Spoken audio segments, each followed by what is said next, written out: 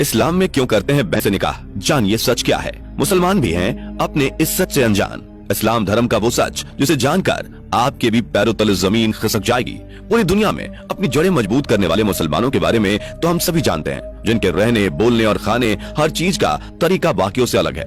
पर सवाल ये आता है कि आखिर मुसलमान कौन है, इनका असली सच क्या है? क्यों इस्लाम धर्म में लोगों को जलाया नहीं जाता बल्कि दफनाया जाता है? आखिर क्यों इस्लाम धर्म के लोग मांस खाना पसंद करते हैं? हमारी आज के इस वीडियो में आपको इस्लाम धर्म से जुड़े हर उस सवाल का जवाब मिलेगा जिसे आप सभी के लिए जानना बहुत जरूरी है। फिर चाहे आप हिंदू हो या मुसलमान, इस वीडियो के अंत तक बने रहें और अपने मन में किसी भी प्रकार की नकारात्मकता लाने से पहले वीडियो को अंत तक जरूर देखिएगा।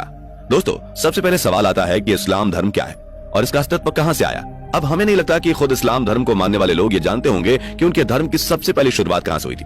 लेकिन अगर हम इतिहास के पन्नों को खोलकर देखें तो ऐसे बहुत से सबूत मिलते हैं जो इस्लाम धर्म के बारे में काफी कुछ बताते हैं। तभी तो जानकारों का कहना है कि इस्लाम धर्म का सीधा संबंध रामायण से है। रामायण के युद्ध के दौरान भगवान राम और उनकी सेना ने सभी राक्षसों का वध कर दिया था, लेकिन सिर्फ सूर्पनखा का वध नहीं किया गया था। उसकी नाक और कान काट कर छोड़ दिया गया था, जिसके बाद सूर्पनखा अपना चेहरा कपड़े से छुपा कर रखती थी।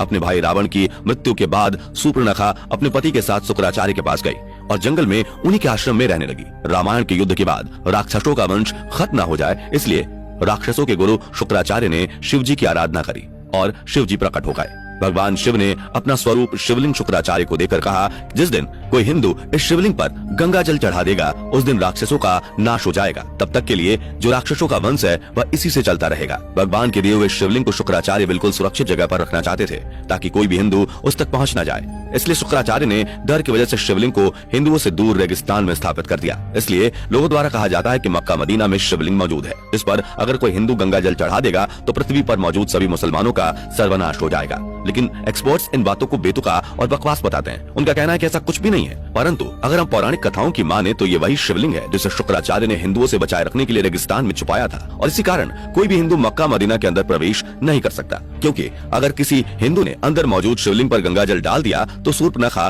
के वंशजों की अंतिम घड़ी आ जाएगी। अब कई लोगों को ये बात बकवास लग रही होगी, पर हम अगर कड़ियों को जोड़कर देखें तो उस समय सूर्पनखा अपना चेहरा ढककर रखती थी। वो परंपरा आज भी उसके वंशज पूरी तरह से निभा रहे हैं। आज भी इस्लाम धर्म को मानने वाली महिलाएं अपना चेहरा ढककर रखती हैं। तभी तो इस दुनिया में एक बहुत बड़ी संख्या में लोग मुसलमान को सूर्पनखा का वंशज कहते हैं। अगर गौर किया जाए तो राक्षसों के गुरु शुक्राचार्य ने इन्हें वरदान दिया था। इसी कारण मुसलमान खासतौर पर शुक्रवार के दिन को कुछ ज्यादा ही महत्व देते हैं। अगर ये सारी बातें सुनने में आप सोच रहे हैं कि इस्लाम धर्म पैदा कैसे हुआ, तो जनाब सबसे पहले तो हम आपको यह बता दें कि इस्लाम कोई धर्म नहीं बल्कि एक मजहबी दिनचर्या है। यहाँ पर मजहब का मतलब होता है अपने कबीले के गिरोहों को बढ़ाते चले जाना, यानी कि अपने कबीले में रहने वाले लोगों की संख्या को बढ़ाते रहना। और ये चीज इस्लाम धर्म को मानने वाले लोग बखूबी कर रहे हैं। तभी तो चाहे बच्चा पैदा करके या फिर जबरन धर्म परिवर्तन कराकर लगातार मुसलमानों की संख्या बढ़ती जा रही है।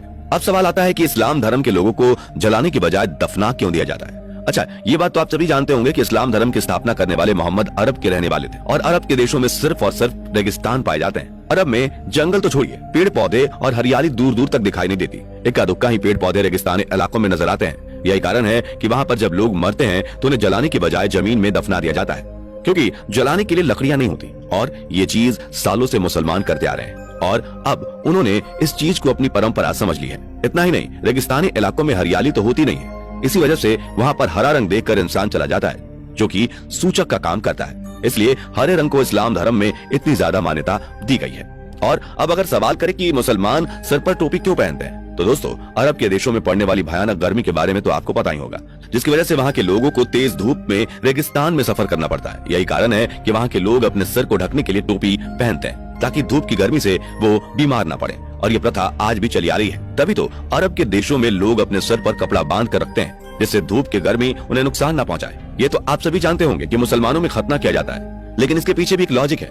अरब देशों में पानी की बहुत ज्यादा कमी देखने को मिलती है। ऐसे में लिंग यानी मूत्र मार्ग को साफ करने में पानी खराब ना हो और हाइजीन भी बना रहे, इसलिए लोग खतना करवाते हैं, जिससे प्राइवेट पार्ट के आगे वाले हिस्से को काट दिया जाता है। और ये चीज अभी तक चलती आ रही है। और जो सबसे ज्यादा अहम सवाल आता है वो है ये कि मुसलमान आपस में भाई बहन से शादी क्यों कर लेते हैं। तो दोस्तों, यह लोग एक कबीले के खानाबदोश होते थे, इसलिए आपस में भाई बहन का ही निकाह हो जाता था। इसलिए उन्हें शादी करने के लिए कहीं दूर रास्ता ढूंढने की जरूरत नहीं थी।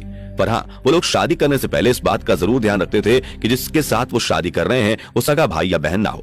अगर कोई चाचा या मामा वगैरह का लड़का लड़की है तो उसके साथ ये लोग आराम से शादी कर अपना घर बसा सकते हैं। बस शर्त यह है कि जिस शख्स से इस्लाम धर्म में शादी होती है उसका जन्म आपकी माँ की कोख से ना हुआ हो। और दोस्तों, खान पान की बात करी जाए तो आप भी ये अच्छे से जानते हैं कि अरब के देशों में रेगिस्तान के अलावा कुछ भी नहीं देखने को मिलता। वहाँ पर खेती बाड़ी करना या फिर फलों को उगाकर खाना असंभव सा है। इसी वजह से वहाँ के लोग जानवरों को मारकर अपना भोजन बनाते हैं और वही परंपरा आज तक चलती आ रही है। अब हालात बदल चुके हैं, लोग गेहूं, आटा, चावल भी खरीद सकते हैं, लेकिन फिर भी सालों से अपनी परंपरा को निभाते हुए वो लोग ज्यादातर पुराने समय की तरह ही जानवरों को मारकर खाना पसंद करते हैं। लेकिन वो खाने के लिए जिस जानवर को मारते थे उसे कुर्बानी का नाम दे देते थे, जिसके मुताबिक अगर जानवर की कुर्बानी करी गई है तो उस जानवर को अल्लाह के नाम पर मारा गया है ताकि जानवर की हत्या का पाप उनके सर पर न आए। धीरे धीरे यह प्रथा बढ़ती चली गई और अब तो इस एक त्योहार के रूप में भी मुसलमान मनाते हैं। मुसलमानों के कबीले की संख्या को अधिक से अधिक बढ़ाया जा सके, इसलिए कबीले में एक आदमी को 4 शादियां करने की इजाजत। अब अगर इन सारी बातों पर गौर किया जाए तो इससे ये चीज साफ हो जाती है कि इस्लाम कोई धर्म नहीं बल्कि एक कबीला है जिसे सिर्फ जनसंख्या बढ़ाने के लिए बनाया गया है। और इसके जो नियम है वो इनके सिद्धांत नहीं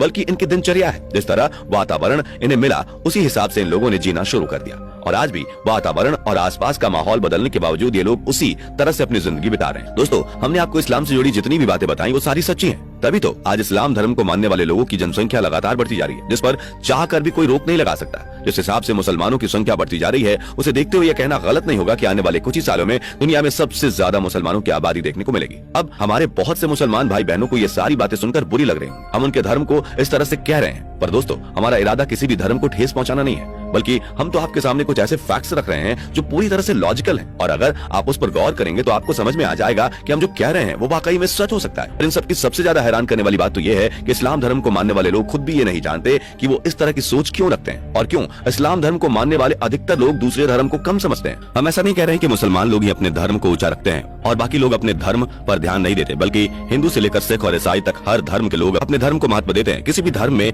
फिर चाहे वह इस्लाम धर्म में क्यों ना हो, उसमें दूसरे धर्म का नीचा दिखाना नहीं सिखाया गया है। लेकिन फिर भी मजहब के नाम पर दंगे होते हैं, जबकि चाहे हिंदू हो या मुसलमान, किसी को भी ये पता नहीं कि उनकी शुरुआत कहाँ से हुई और जो सिद्धांत और नियम कानून वो सीख रहे हैं वो किसने बनाए और किस लिए बनाए। लोग तो सिर्फ आंख बंद करके अंधों की तरह उन्हें मानते जाते हैं, परंतु उसके पीछे का सच नहीं पता। अब आपका इस पर क्या कहना है हमें कमेंट